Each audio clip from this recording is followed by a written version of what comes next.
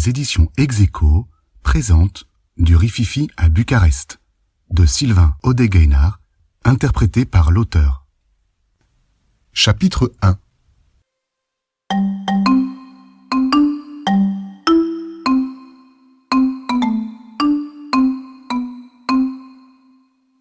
Ce faceți aici?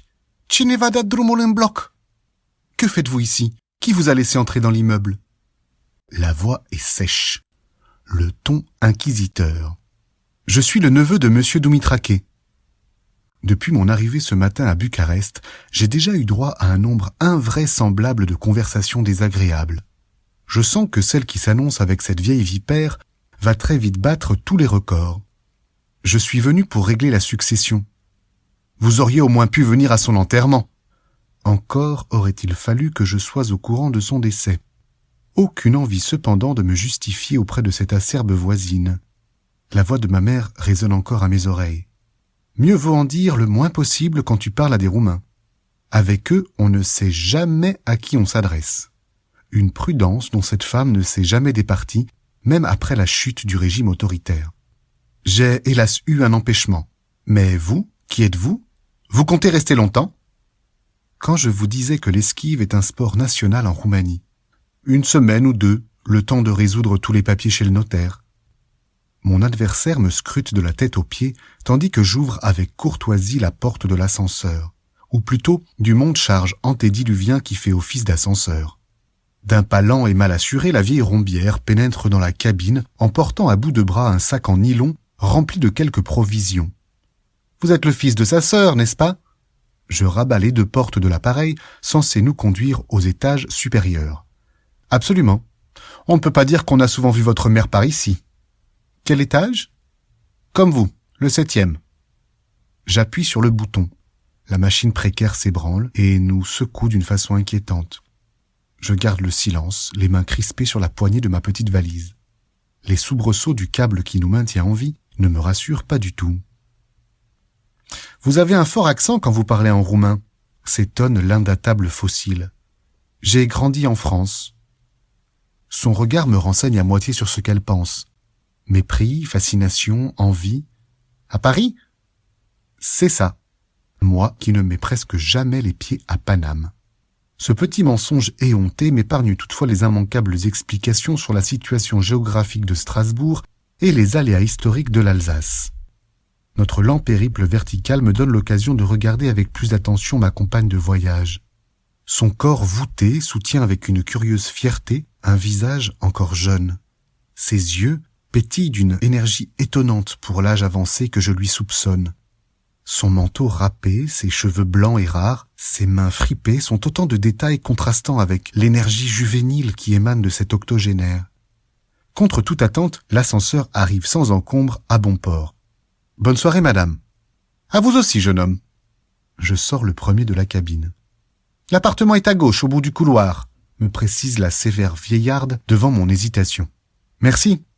Tout en entraînant dans mon sillage ma petite valise à roulettes, je fonce vers la porte et m'engouffre aussi vite que possible dans l'appartement, avant de pousser un soupir de soulagement. Ces quelques heures à Bucarest m'ont largement suffi pour constater de nouveau, et avec regret, que cette ville est toujours d'une étonnante fidélité à elle-même. Tumultueuse, désordonnée, inclassable, épuisante, et par-dessus le marché, peuplée de près de 2 millions d'habitants à son image.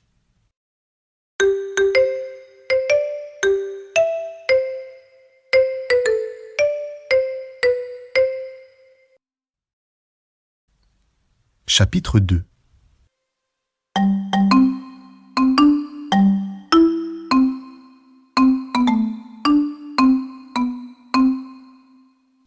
Il y a une 30aine d'années, cet immense appartement devait être le nec plus ultra de l'immobilier bucarestois. Plus de 100 mètres carrés en plein centre-ville. Un véritable luxe pour un célibataire sans enfant à une époque où des familles entières étaient entassées dans des logements exigus. Mais oncle Mircea n'était pas n'importe qui et disposait de solides relations au sein du parti. Dans un pays où la croissance démographique était devenue une obsession pour son conductor adoré, les qualités du gynécologue de mon oncle s'étaient tout de suite révélées profitables. Tandis que Ceausescu rêvait de familles nombreuses, de petits Roumains joufflus, Capable de venir grossir les rangs d'hommes nouveaux, prêt à l'acclamer et à chanter sa gloire, oncle Mircea est devenu très vite un champion de la procréation médicalement assistée et de la chasse aux avortements illégaux. Cela n'a pas pour autant empêché ce milicien de la natalité de profiter des ambiguïtés du régime en jouant régulièrement aux faiseurs d'anges avec les femmes et les filles d'apparatchiks qui auront toujours su le récompenser grassement de ses services rendus avec discrétion.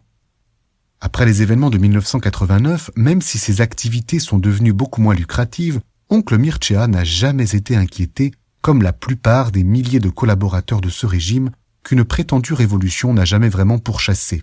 Les années 90 et 2000 ont juste été marquées pour lui par un agenda moins rempli et du même coup par une importante baisse de revenus. J'en veux d'ailleurs pour preuve l'aménagement inchangé de son vélodrome. Entrer aujourd'hui chez lui revient à faire un véritable saut dans l'histoire. Meubles lourds plaqués contre chaque mur disponible, tapis persans tout aussi immuables que le mobilier qui les domine, fenêtres obstruées par un écran de voilure doublé de rideaux épais, lustres ringards qui diffusent une lumière avare, tableaux aux couleurs grisâtres et aux cadres pompeux. Tout ce qui un jour devait être du dernier chic et qui semble désormais d'un goût médiocre et d'une qualité douteuse. Comme je m'approche de l'incontournable vitrine exposant dans le salon une collection de fiers bibelots en porcelaine, une coupure de courant me ramène de façon brutale aux privations qu'a pu connaître ce pays au temps du premier camarade. Le blackout le plus complet, imposé par un programme national d'économie d'énergie. Nous sommes cependant en 2016, et plutôt que de maudire les abus d'un pouvoir autoritaire, je préfère déplorer la vétusté du circuit électrique et tenter de trouver le disjoncteur pour remédier à ce problème. J'avance en tâtonnant lorsque j'entends des bruissements dans une autre pièce. « Il y a quelqu'un ?» Le silence assourdissant qui me répond n'a rien de réconfortant. « Si vous êtes là, dites-le !» dis-je d'une voix mal assurée. Les battements de mon cœur me paraissent résonner à 100 mètres à la ronde. Calme-toi, Arthur, ce n'est pas parce que tu te retrouves plongé dans le noir au milieu d'un appartement étouffant que tu dois paniquer. Par précaution, je m'empare d'un vase pouvant au besoin faire office d'assommoir et de m'aventurer lentement dans l'interminable couloir conduisant à la porte d'entrée. Mes yeux, désormais accoutumés à l'obscurité, parviennent à distinguer la route à suivre. En quelques enjambées, je devrais parvenir au tableau électrique et pouvoir rétablir la lumière de ce coupe-gorge. Un obstacle inattendu m'arrête cependant dans ma lente progression. Surgissant de la cuisine, une poêle à frire s'écrase avec fracas sur mon visage et m'assomme sur le champ.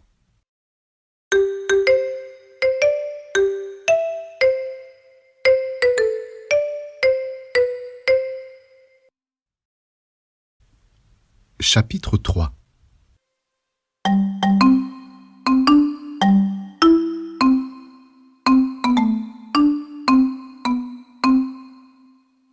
Les doigts qui palpent mon nez sont d'une douceur enchanteresse, tout autant que la voix qui les accompagne dans leur chorégraphie médicale. Il est cassé. Nous allons tout de même faire une radio avant de réduire la fracture. J'ai beau savoir que la Roumanie est un pays de contraste, je reste médusé par la sérénité et la grâce émanant de cette femme qui m'ausculte, surtout après le choc infligé par mon précédent comité d'accueil. Le pif pareil à une truffe, la lèvre fendue et la chemise ensanglantée, je me sens en bien piteux état face à cette superbe urgentiste aux cheveux si bien coiffés, au teint rayonnant et à la blouse immaculée. On peut savoir comment cela vous est arrivé ? Malgré ma figure peu avantageuse, je tente de reprendre un peu d'aplomb et une pointe de charme. Je n'en suis pas certain, je crois que l'on m'a asséné un grand coup de poing en pleine figure. Scène de ménage sans doute. Votre femme devait être hors d'elle. Ma femme, mais je ne suis pas marié. En tout cas, celui ou celle qui vous a fait ça ne vous a pas raté, conclut-elle dans un radieux sourire. Elle s'installe derrière son bureau et entame la rédaction de son rapport, avant de planter la pétillance de ses yeux noisettes dans mon regard tuméfié. Rassurez-vous, dans 3 semaines, on n'y verra que du feu, et de retourner à son écran. Vous avez une pièce d'identité pour que je puisse compléter votre feuille de soins ? Je sors ma carte d'identité roumaine, seul document en ma possession affichant l'indispensable Cenepe. Arthur Weber ? Ce n'est pas un nom très roumain. Je prends une profonde inspiration avant de répondre à cet étonnement que je connais par cœur. Ma mère était roumaine, mais mon père est français. Alsacien ? J'écarquille les yeux. C'est bien la première fois qu'une personne en Roumanie parvient aussi vite à cette conclusion. C'est exact, il est professeur d'histoire médiévale à l'université de Strasbourg. Je connais bien cette ville. J'y ai passé 1 an pendant mon internat. J'en garde de très beaux souvenirs. Vous êtes aussi enseignant ? Non, je suis interprète au Conseil de l'Europe. Et vous êtes venu à Bucarest pour voir la famille ? Ma mère a quitté la Roumanie à la fin des années 70 et il ne me restait plus qu'un oncle qui vient de décéder. Toutes mes condoléances. Nous n'étions pas très proches, vous savez. Ma mère n'avait pas de très bonne relation avec lui. Il représentait tout ce qu'elle avait voulu fuir. Je vois. Je ne sais pas ce qui me prend de déballer toutes ces histoires de famille à cet inconnu. Laquelle coupe heureusement très vite court à cette effusion de palpitantes confidences. Et si on allait faire cette petite radio ? Je la suis dans les couloirs de la clinique jusqu'au sous-sol, où elle me confie à l'un de ses collègues. « Salut Vlad, j'aurais besoin d'une photo de cette jolie petite frimousse. » J'ai beau me dire que le compliment est ironique, je rougis jusqu'aux oreilles. Une fois seul avec le solide radiologue, je dois cependant très vite me rendre à l'évidence. Ce gaillard n'apprécie guère qu'on fasse les yeux doux à sa séduisante consoeur. Regard de mal hostile, gestes brutaux, ton méprisant, mon robuste rival manipule ma tête avec une rudesse qui me fait craindre une soudaine décapitation. Une fois mon cliché radiographique en main, je déguerpis sans demander mon reste. Les combats de coq n'ont jamais été mon fort. Et c'est avec soulagement que je retrouve le flamboyant sourire de mon aimable experte en cloison nasale. C'est bien ce que je pensais. Mais rassurez-vous, aucune opération chirurgicale ne sera nécessaire. Un traitement orthopédique suffira. Voilà bien là l'art de tous les médecins. Annoncer que l'on a évité le pire pour nous faire accepter sans broncher le plus terrible des calvaires. Les événements ne tardent d'ailleurs pas à me donner raison. Après m'avoir invité à m'étendre sur la table d'examen, elle place ses doigts le long de mon nez et opère sans prévenir un mouvement sec. Je hurle en me redressant aussi violemment qu'un vampire auquel on viendrait d'administrer un coup de crucifix en plein cœur. « Je vous ai fait mal ?» ?»« Fais bonne figure, Arthur, fais bonne figure. »« Non, j'ai simplement été surpris. » Tout en m'étendant à nouveau, je la remercie en mon fort intérieur de ne pas se moquer de ma virile hypocrisie. Quelques minutes plus tard, le visage affublé d'un élégant plâtre, je me prépare à dire au revoir à cette agréable compagnie. Voici ma carte. N'hésitez pas à m'appeler si jamais on vous arrangeait de nouveau le portrait. Je regarde le Bristol qu'elle vient de me tendre et découvre enfin le nom de cette attrayante madone des estropiés. Docteur Iulia Grigorescu. Je n'y manquerai pas, dis-je en tentant d'esquisser un sourire affriolant en dépit de ma prothèse ridicule. À peine sorti de la clinique, je saute dans le premier taxi venu. Le chauffeur me scrute dans son rétroviseur tout le long du trajet. Avec la tête que j'ai, il doit me prendre pour un irréductible bagarreur. Moi dont toute expérience en matière de baston se résume à une ébouriffante chiquenaude balancée dans la cour de l'école. Autant dire qu'avec un palmarès aussi brillant à mon actif, je n'emmène pas large à l'idée de devoir retourner dans cet appartement où une brute, entrée par effraction, vient de me transformer le blaze en pamplemousse. De qui peut-il s'agir ? Que faisait-il là-bas ? Comment a-t-il pu entrer sans forcer le verrou ? Devrais-je faire appel à la police ?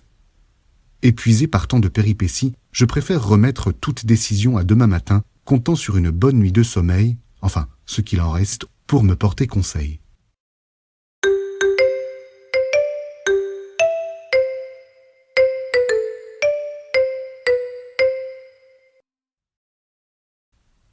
Chapitre 4.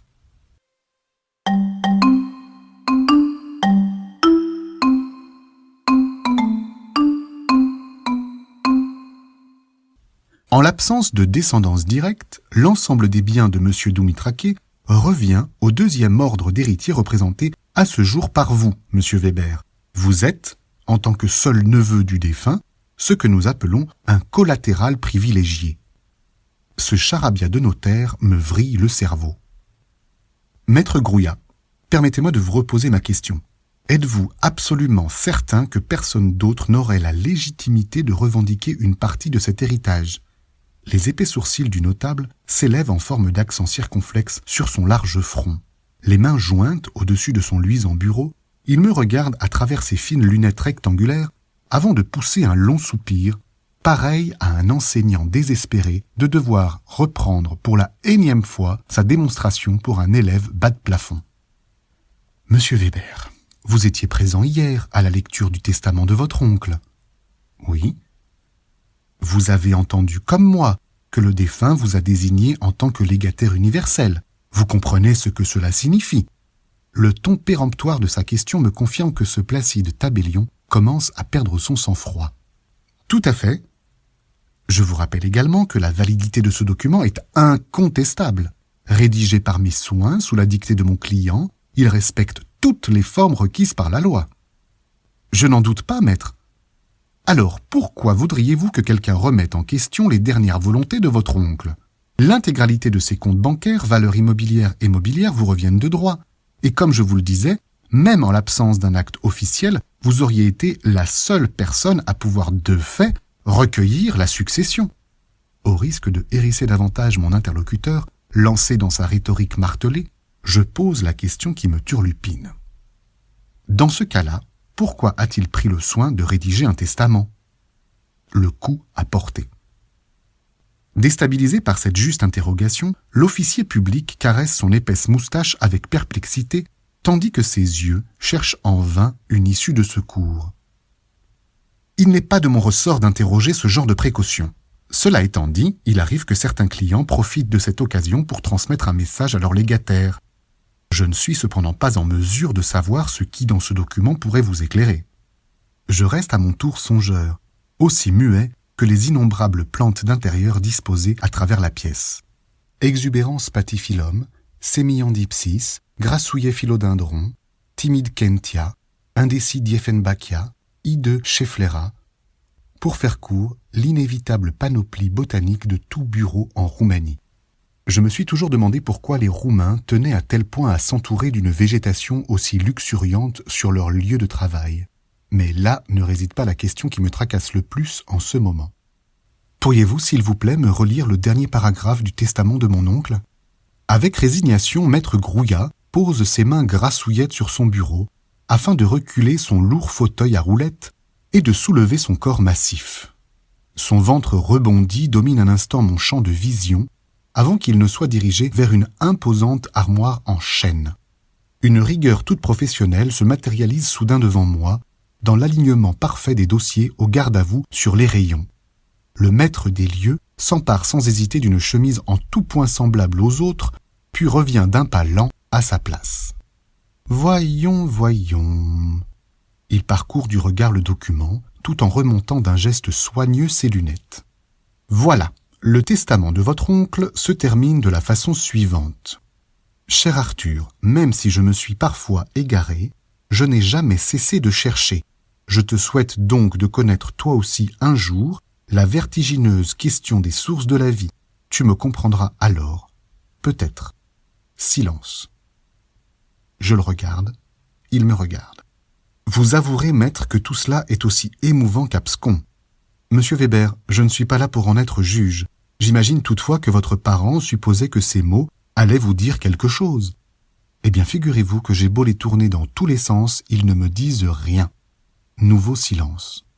L'imposant notaire hausse les épaules dans un geste de regret, puis tout en refermant le dossier, m'offre un chaleureux sourire paternel. Si vous voulez mon avis, monsieur Weber, vous vous faites beaucoup trop de soucis. Que vous importe le sens de ces mots? Face à l'imminence de sa mort, votre oncle s'est simplement laissé emporter par un peu de lyrisme. Tout ce qui compte, c'est qu'il vous a légué une somme généreuse et un bien immobilier considérable. Profitez-en. Vous êtes encore jeune. Vous avez quoi? 30 ans? 36. Eh bien, à votre âge, on ne doit pas se faire autant de mauvais sang. La vie est courte, vous savez. Ces explications matinées de poncifs me laissent de marbre. Je voudrais faire appel à un généalogiste successoral. Le rondelet notaire lève les yeux au ciel de consternation. Monsieur Weber, en quelle langue dois-je vous le dire? Même si par le plus grand des hasards, nous découvrions que votre oncle avait un héritier réservataire pouvant revendiquer une partie de cet héritage, il ne peut s'agir que d'un conjoint ou d'un descendant. Or, votre oncle n'a jamais été marié, ni eu d'enfant. Le cuir de son sous-main reçoit sans broncher les coups d'index soulignant chaque mot-clé de sa démonstration. C'est bien ce dont je voudrais être certain. Les relations entre mon oncle et ma mère ont été rompues dès la fin des années 70. J'ignore tout de la vie qu'a menée cet homme au cours des 40 dernières années. Soit. Si cela vous aide à mieux dormir, je vais faire appel à un spécialiste pour mener cette enquête. Sachez toutefois que ces démarches peuvent non seulement prendre un certain temps, mais qu'elles ont aussi un coût, que je suis prêt à payer.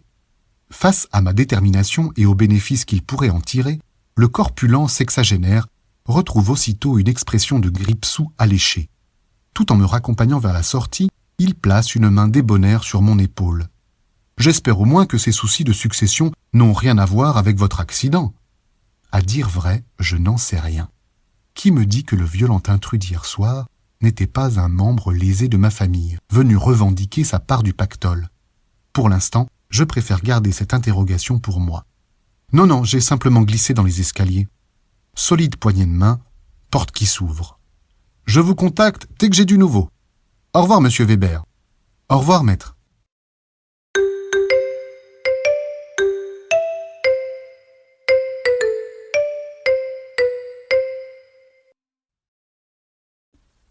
Chapitre 5.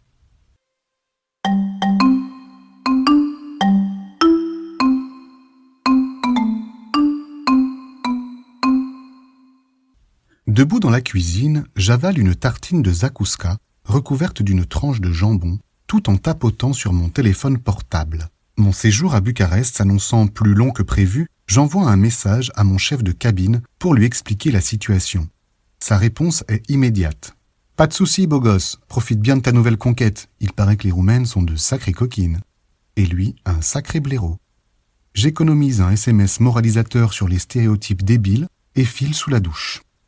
Voilà 2 jours que je ne me suis pas lavé et je commence à sentir le fauve. La poussière et la chaleur bucarestoise de cette fin de mois de juin n'arrangent au demeurant guère les choses. Parvenu dans la salle de bain, je me déshabille en ne gardant que mes chaussettes pour ne pas prendre froid sur le carrelage pendant que je me rase.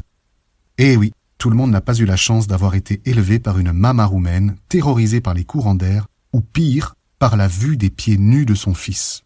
Tandis que j'étale la mousse à raser sur mes joues en repensant aux innombrables lubies de ma mère, j'entends de nouveau une présence étrangère dans l'appartement. D'un mouvement prompt, je sors de la salle de bain et aperçois une silhouette en train de s'enfuir dans le couloir. Je m'empare aussitôt du même vase que la veille et le lance de toutes mes forces sur cet intrus dans l'espoir de l'assommer.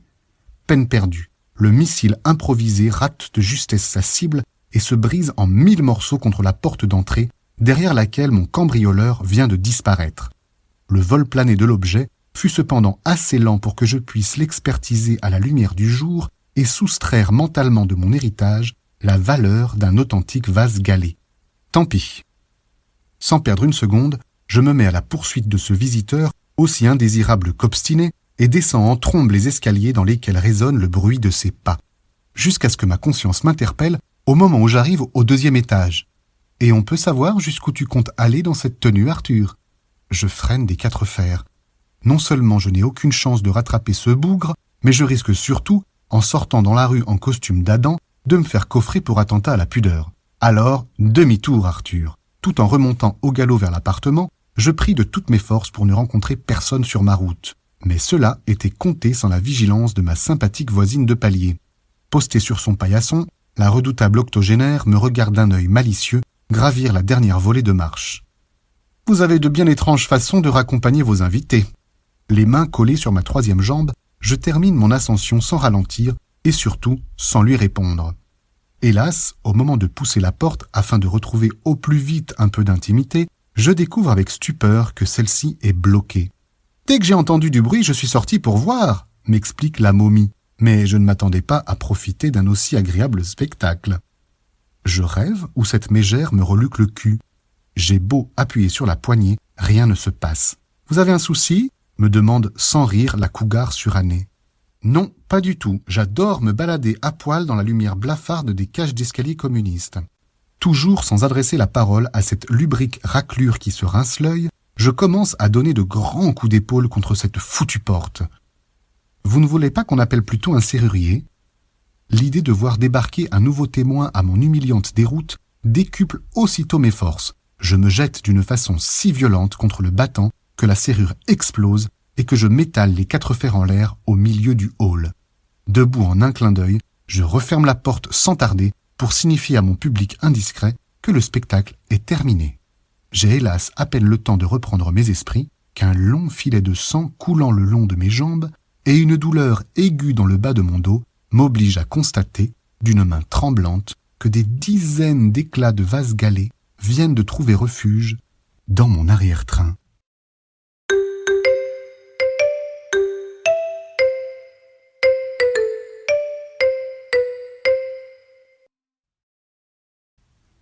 Chapitre 6.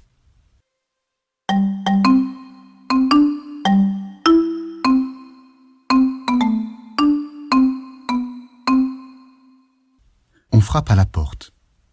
Sans me relever du canapé sur lequel je suis étendu, je lance d'une voix forte. « Entrez, c'est ouvert, je suis dans le salon, au bout du couloir. » Incapable de retirer seul les éclats de vase plantés dans ma viande, j'attends, nu comme un verre, l'arrivée de ce toubib charitable auquel j'ai fait appel et dont la rapidité me stupéfie.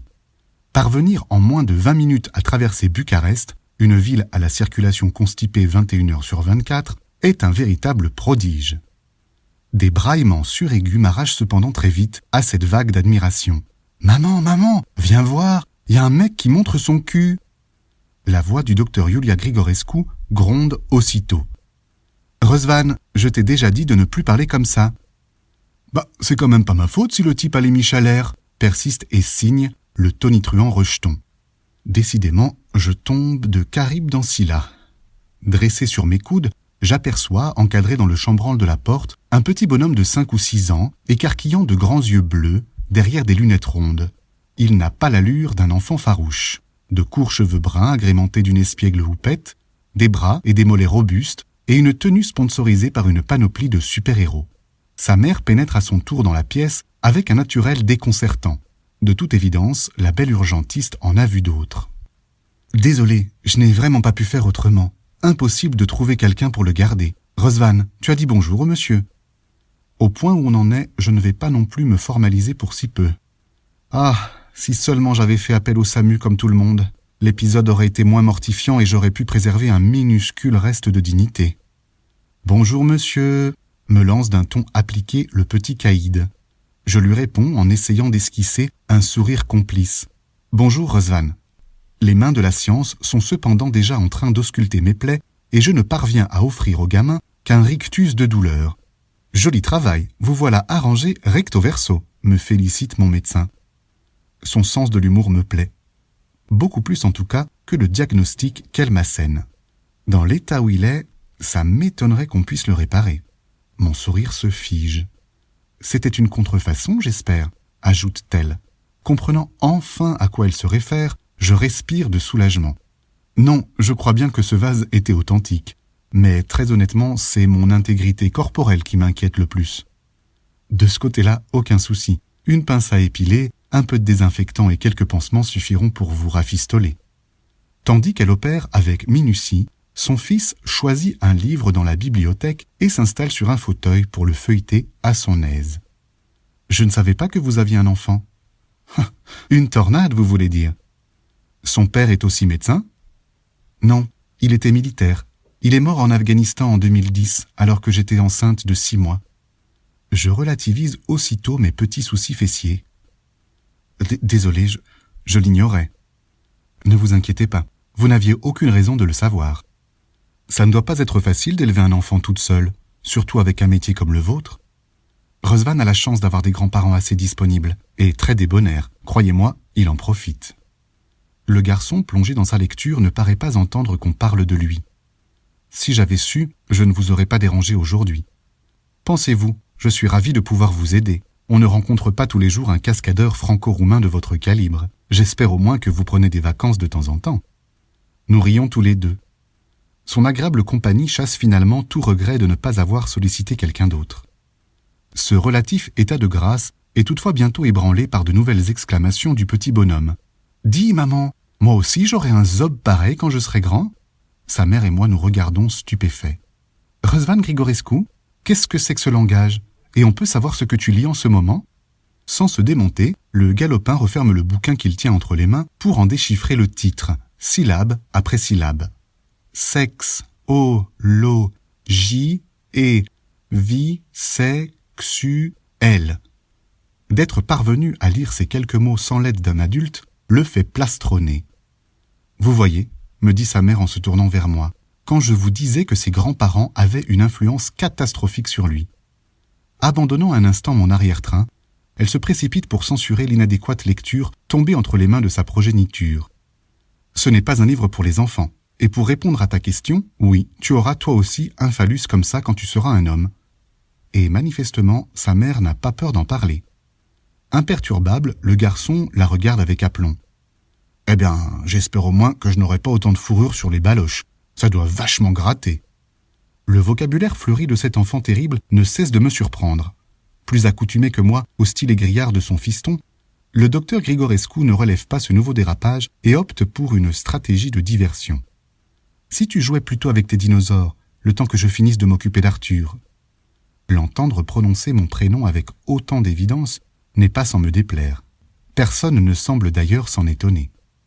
Il faut dire que nous sommes arrivés tous les trois à un certain degré d'intimité. Déjà debout, Rosvan farfouille dans son petit sac à dos posé sur la table basse. Un tricératops rouge, un cantrosaure orange et un tyrannosaure jaune, de la taille de 3 petits citrons et à l'invraisemblable sourire béat, sortent aussitôt de leur tanière pour partir à l'aventure. De retour auprès de moi, après avoir remis le sulfureux volume à sa place, Yulia reprend son méticuleux ouvrage.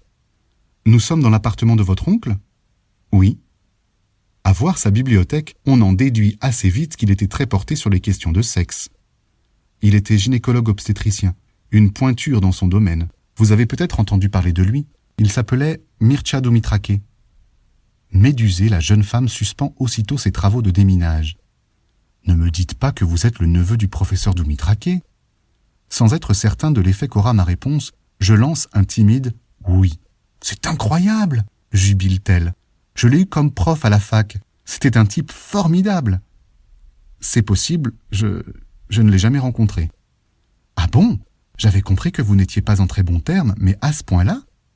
Ma mère lui en a toujours voulu pour ses accointances avec l'Ancien Régime et m'a sans cesse dit le plus grand mal de lui. J'ignorais que le professeur Dumitrache avait été un fervent communiste. Tout en reprenant sa délicate entreprise chirurgicale, elle balaye cependant très vite ce problème avec cet indéfectible fatalisme roumain. Enfin, qui ne l'était pas à cette époque? Si on commençait à faire la chasse aux sorcières, il ne resterait plus grand monde dans ce pays. En tout cas, je peux vous dire qu'on trouvait tous votre oncle très sympathique, et qu'il en connaissait un sacré rayon dans son domaine. Il paraît. Me voyant peu inspiré par le sujet, l'inoxydable adulatrice d'oncle Mircea choisit de donner un tour plus léger à notre conversation. C'était aussi un type très classe et plein de charme. Comme vous finalement, ça doit être un truc de famille. Le ton est plaisant, à la limite du flirt. La magie est cependant de courte durée, brisée par un tricératops hilar qui vient d'atterrir sur mon front. « Rosvan !» Le gamin nous regarde avec une candeur désarmante. « Pardon, je peux quand même récupérer Platon ?» Non seulement tu vas le récupérer, mais tu vas surtout aller jouer ailleurs. Cet appartement est assez grand pour que tu y trouves un endroit où t'occuper sans nous déranger. Bon, d'accord. Accompagné de ses 3 acolytes préhistoriques, le petit diable quitte la pièce sans rouspéter. Les étincelles multicolores qui jaillissent de la semelle de ses baskets amplifient son pas ample et sautillant. Nous espérons que vous avez apprécié cet aperçu. Pour continuer à écouter ce livre audio sur Google Play Livres, utilisez le lien dans la description de la vidéo.